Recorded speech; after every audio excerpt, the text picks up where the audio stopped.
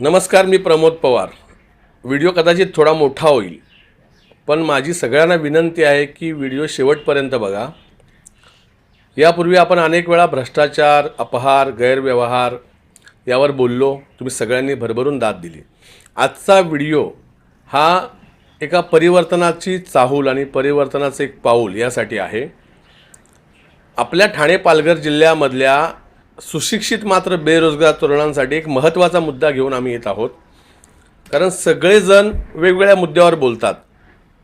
कोणाला नगराध्यक्ष बनायचं आहे, कोणाला जिल्हा परिषद सदस्य बनायचं आहे, कोणाला आमदार, कोणाला खासदार, आणि प्रत्येक राजकीय नेत्याला आपापलं कुटुंब, आपापल्या कुटुंबातल्या सदस्यांना पॉलिटिकली स्थिर स्थावर करायचं आहे किंवा त्यांना पॉलिटिकली त्यांचं स्थलांतर, त्यांना सक्षम बनवायचं आहे आणि त्यांचं पॉलिटिकल करिअर बनवायचं आहे. पण या सगळ्या पॉलिटिकल करिअरमध्ये, राजकीय धार्मिक तेढीमध्ये आपल्या तरुणांचा रोजगाराचा मुद्दा पूर्णपणे हरवलेला आहे.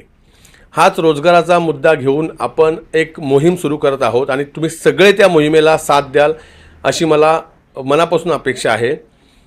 एक तुम्हाला गोष्ट फक्त सांगायची आहे की ज्या काळामध्ये रोजगार हमी योजना आली, रोजगार हमी म्हणजे काय, तर आपल्याला सगळ्यांना माहिती आहे की रोजगाराची हमी, मागेल त्याला काम, आणि काम नाही दिलं तर त्याला बेरोजगार भत्ता देण्याची जबाबदारी शासनावर आहे. 1978ला आपल्या महाराष्ट्रामध्ये रोजगार हमी योजना आली आणि नंतर मग तो काही वर्षांनी तो कायदा केंद्राने स्वीकारला आणि महात्मा गांधी रोजगार हमी योजना, ज्याला नरेगा म्हणतात किंवा मनरेगा म्हणतात, हे तुम्हाला सगळ्यांना माहिती आहे. पण 1978ला जेव्हा रोजगार हमी आली तेव्हा आपल्या देशाचा साक्षरता दर हा फक्त 35% होता.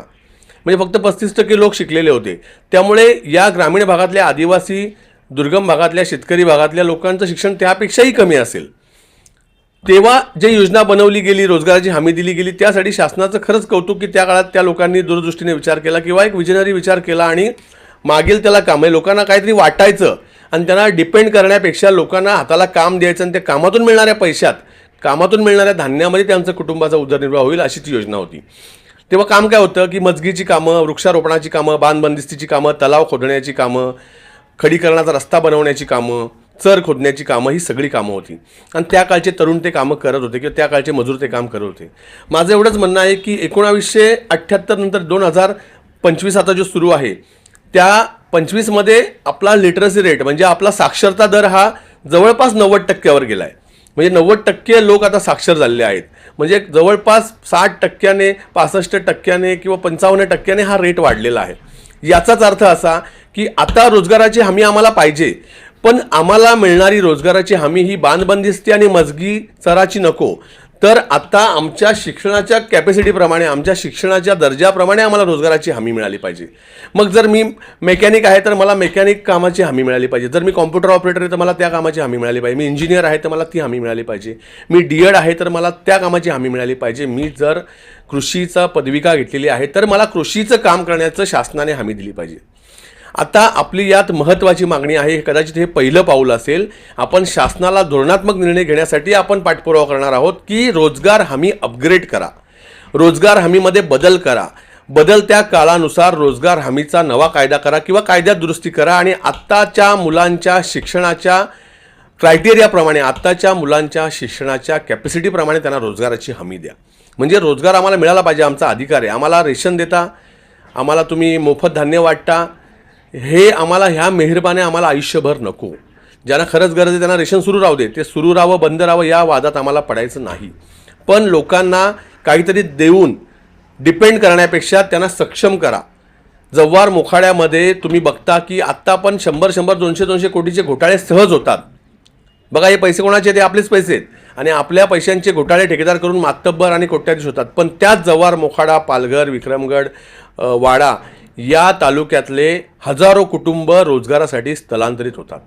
जेव्हा ते स्थलांतरित होतात तेव्हा काय होतं, तर त्यांचा शिक्षणाचा प्रवाह सुटून जातो, त्यांना आरोग्याचा प्रश्न निर्माण होतो, त्यांच्या महिलांचं, तिथं ज्या कामावर महिला मुली असतात त्यांच्या सुरक्षेचा प्रश्न निर्माण होतो. एकूणच रोजगाराच्या मुद्द्याशी इतर आदिवासी, गरिबांचे, कष्टकऱ्यांचे प्रश्न रिलेटेड आहेत. जर हे स्थलांतर रोखायचं असेल तर त्यासाठी रोजगाराचा चांगला पर्याय उपलब्ध करून दिला पाहिजे. दुर्दैव आम्हाला असं वाटतं की आज ही BCom BA झालेली मुलं ही रोजगार हमीवर काम करतात. आज ही BCom BA झालेली मुलं जव्हार मोखाड्यातून येऊन भिवंडीसारख्या, अंबाडीसारख्या, कुडूससारख्या किंवा ठाण्यासारख्या ठिकाणी, वसईसारख्या ठिकाणी बांधकाम मजूर म्हणून काम करतात.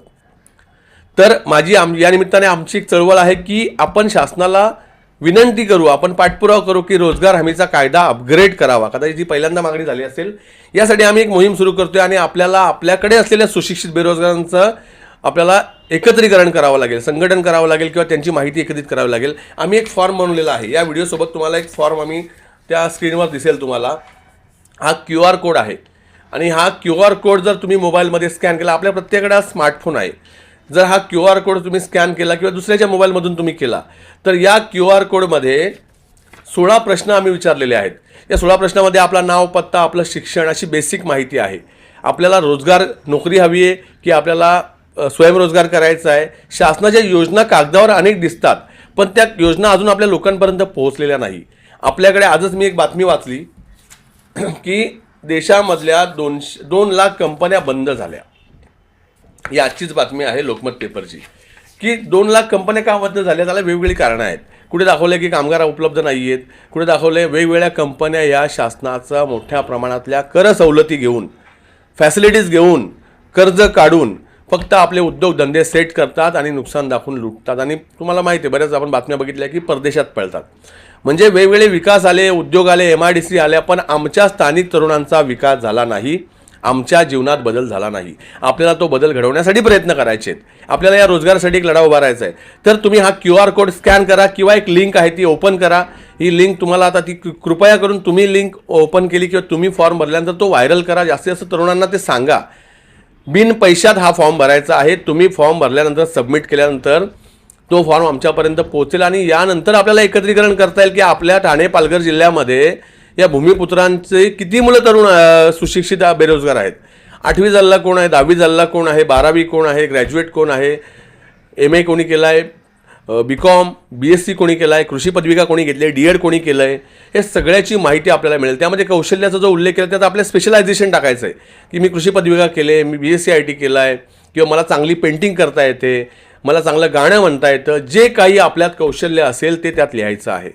हा फॉर्म भरून जर तुम्ही सबमिट केला तर तुम्ही या रोजगार निर्मितीच्या आणि रोजगार हक्काच्या आपल्या एका नव्या चळवळीला तुम्ही बळ देता असं त्याचा अर्थ होतो.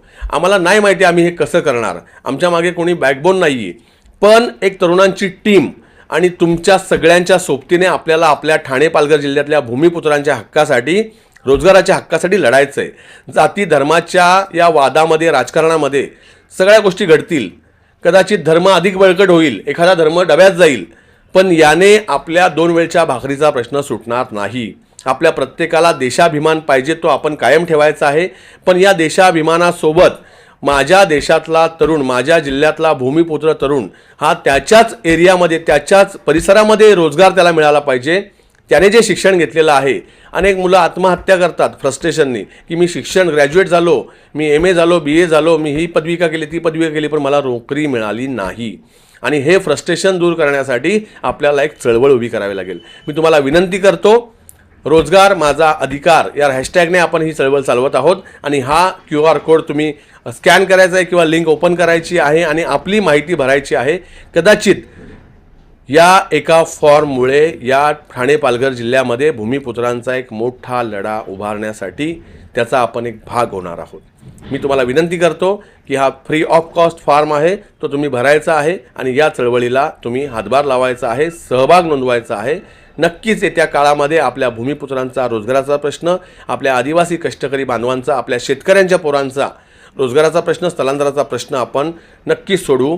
आणि रोजगार हमी कायद्यामध्ये जे काही कालानुरूप झालेले बदल, वाढलेली साक्षरतेची संख्या, साक्षर तरुणांची संख्या, सगळ्या उपलब्ध असलेल्या टेक्नॉलॉजीज, आपल्या पोरांनी वेगवेगळे घेतलेले नॉलेज याचा उपयोग होऊन रोजगार हमीमध्ये अपग्रेडेशन करतील, सरकार त्या कायद्यामध्ये बदल करतील आणि त्यासाठी आपण पाठपुरावा करू. त्यासाठी तुम्ही बळ द्या ही विनंती करतो. आणि या फॉर्मला, या व्हिडिओसोबत यूट्यूबवर आपण ती लिंक दिलेली आहे, ती लिंक क्लिक करून तुम्ही तातडीने तुमचा फॉर्म भरा ही विनंती करतो. धन्यवाद.